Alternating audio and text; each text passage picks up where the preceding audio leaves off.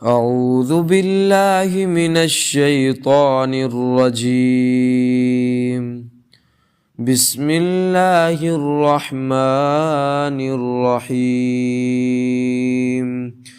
لله ما في السماوات وما في الأرض، وإن تبدوا ما في أنفسكم أو تخفوه يحاسبكم به الله، فيغفر لمن يشاء ويعذب من يشاء، والله على كل شيء قدير.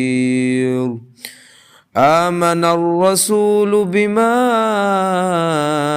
أنزل إليه من